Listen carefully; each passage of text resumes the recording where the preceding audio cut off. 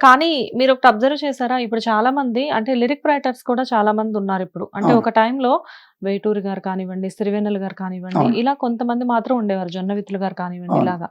ఇప్పుడు ప్రెజెంట్ వచ్చేసరికి lyric writers కూడా చాలా మంది ఎక్కువైపోయారు. ఉన్నా కూడా ఆ! ఎక్కువ రాసేది చంద్రబోస్ అండ్ రామ్ రామ్ జోగయ్య శాస్త్రి. రామజోగ శాస్త్రి గారు హ్మ్. ఎక్కువ కనిపిస్తారు. అప్పుడప్పుడు భాస్కర భట్ల గారు హ్మ్. తర్వాత ఉండటానికి ఉన్నారు ఇప్పుడు కూడా. హ్మ్.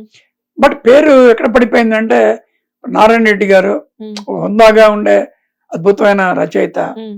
తర్వాత ఆచార్య ఆత్రేయ గారు, ఆ! శ్రీశ్రీ గారు, పింగళ నాగేంద్రరావు గారు, ఆ! మల్లాది గారు, హ్మ్. అలా వెళ్తుంటే వేటు సుందరరామూర్తి గారు, శ్రీవెన్నెల సీతారామ శాస్త్రి గారు, హ్మ్. జొన్న విత్తుల.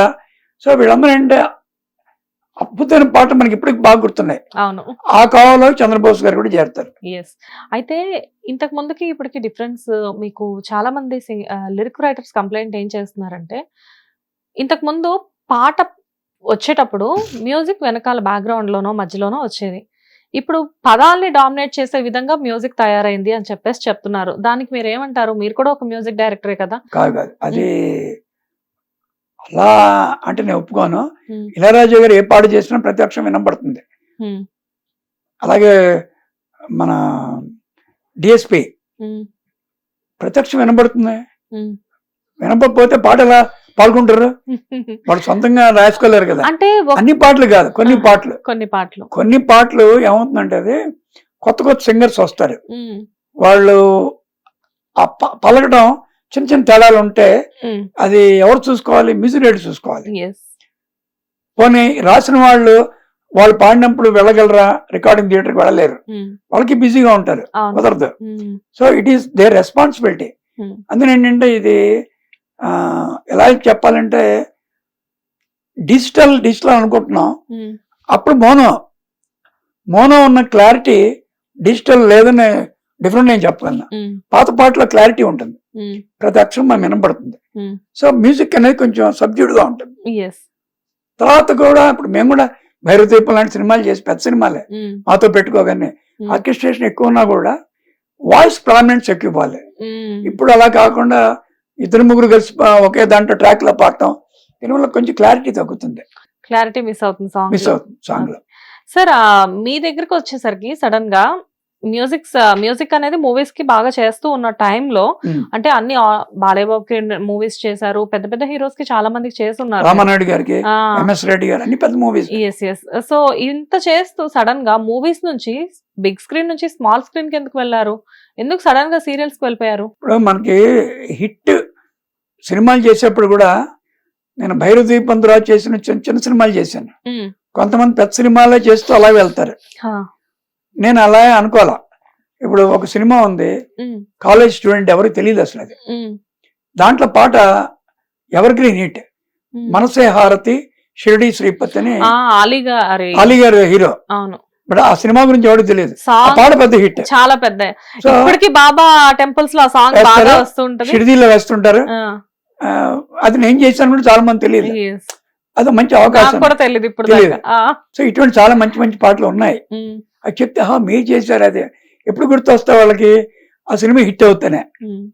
సినిమా హిట్ అవుతానే మ్యూజిక్ డైరెక్టర్ కానీ సింగర్స్ కానీ పేర్లు వస్తాయి. హ్మ్. ఎవరికైనా అంతే. అవును. నాకు అనుకోకుండా ఈటీవీ నుంచి బాపిరెడ్డి గారు ఒక రోజు ఫోన్ చేశారు. హ్మ్. అప్పటికి మా అమ్మగారు చనిపోయి 5-6 రోజులు అయింది. ఓకే. అయితే నేను చెప్పాను సార్ మా అమ్మగారు చనిపోయారు. కొంచెం ఒక 1 వీక్ వరకు నేను అసలు ఏం మాట్లాడే పరిస్థితులు లేదు. హ్మ్. I last entire my family. హ్మ్. అని తర్వాత బాలు గారిని అడిగా. హ్మ్. నేను నాకు మంచిగా చెడుగా అన్నిటికీ బాలుయే నాకు. ఓకే. సో లేదయ్యా రామోజీరావు గారు చాలా పెద్ద ఎత్తులో చేస్తున్నారు. హ్మ్. వాళ్ళు నిన్ను అడిగారంటే అది నీ అదృష్టం అది. హ్మ్. ఇప్పుడు సినిమా నువ్వు బాగా చేస్తావు.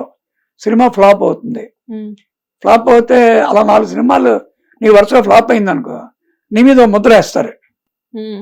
ఈ ముద్ర లేనిది ఏంటంటే టీవీ. హ్మ్. పైగా ఇన్ని పాటలు చేయక్కర్లే అక్కడ. హ్మ్. టైటిల్ సాంగ్ కనుక నువ్వు ఎక్కడ చేసినా బాగా చేస్తావు. నీ హ్మ్. పాటలన్నీ నేను పాడుతున్నా కదా! హ్మ్. నీకు టీవీ అవుతాయంటే అదేంటంటే అండ్ ఇది గ్యారంటీ ఇన్కమ్ ఉంటుంది మంత్లీ. హ్మ్. నువ్వు మ్యూజిషియన్‌గా ఉన్నప్పుడు డైలీ ఇన్కమ్ ఉండేది. హ్మ్. మ్యూజిక్ డైరెక్టర్ అయిన తర్వాత తగ్గుతుంది కదా! అవును. సో టీవీ బెటర్ కదా నీకు. హ్మ్. అది చెయ్యి, ఇది చెయ్యి తప్పే ఉందండి. హ్మ్. సో అది చేస్తున్నప్పుడు కూడా నేను కొన్ని సినిమాలు చేశాను. కాకపోతే ఏంటంటే ఒక 7 ఏళ్ళు వాళ్ళకే 28 రోజులు సరిపోయేది నాకు.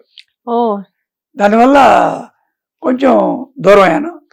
అయినా కొన్ని సినిమాలు చేశాను. దగ్గర దగ్గర ఒక 70-80 సీరియల్స్ చేస్తుంటారా? ఈజీగా చేశాను. ఈజీగా చేశాను. చాలా మంచి serials.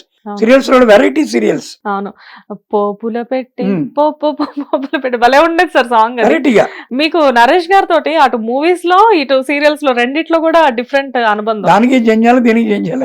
Exactly. And Anveshitha song కూడా యూనిక్ సాంగ్ సార్. అమ్మాయి దానికి లిరిక్ రైటర్ ఆయన నారాయణ రెడ్డి గారు, తర్వాత చిత్ర. నాకు తెలిసి దాంట్లో పాడింది అప్పట్లో ఫస్ట్ టైం అనుకుంటా సీరియల్స్ పాడటం చిత్ర గారా. హిట్ ఆ పాట.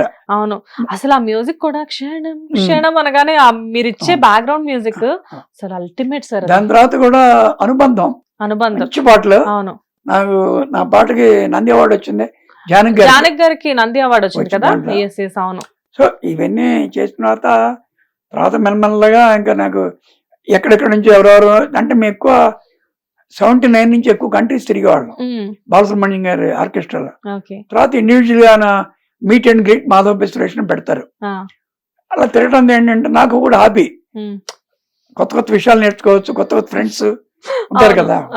దాంతో ఏంటంటే నాకు ఒక్కొక్క రచయిత లేకపోతే ఒక్కొక్క సింగర్ వచ్చి నాకు ఒక పాట చేసి పెట్టండి, నాకు మంచి పేమెంట్స్ ఇస్తారు, నేను ఇచ్చిన ట్యూన్ గౌరవిస్తారు వాళ్ళు. Super sir. Hit TV app, ఇందులో short news, live news, entertainment shows, movies, digital magazines తో పాటు మీ జిల్లా వార్తలను కూడా ఫ్రీగా చూడొచ్చు. ఇంకెందుకు ఆలస్యం, వెంటనే హిట్ టీవీ యాప్ ని డౌన్లోడ్ చేసుకుని ఫ్రీగా ఎంటర్టైన్మెంట్ పొందండి. Hit TV app. Hit TV app. Please download hit TV app. Hit TV app ని ఫ్రీగా డౌన్లోడ్ చేసుకుని ఎంజాయ్ చేయండి. మీకు నచ్చిన ఎంటర్టైన్మెంట్ కోసం హిట్ టీవీ యాప్ ని ఫ్రీగా డౌన్లోడ్ చేసుకుని ఎంజాయ్ చేయండి. హిట్ టీవీ యాప్ ని డౌన్లోడ్ చేసుకుని ఆస్వాదించండి, ఆశీర్వదించండి. ఇంతమంది సెలబ్రిటీలు హిట్ టీవీ యాప్ ని డౌన్లోడ్ చేసుకోండి అని చెప్తున్నారంటే ఎంత మంచి యాప్ ఆలోచించండి. అమెరికా అమెరికా అమెరికా అమెరికాలో చదవాలనుకునే వాళ్ళకి విశ్వసనీయమైన పేరు మన శౌర్య కన్సల్టెన్సీ.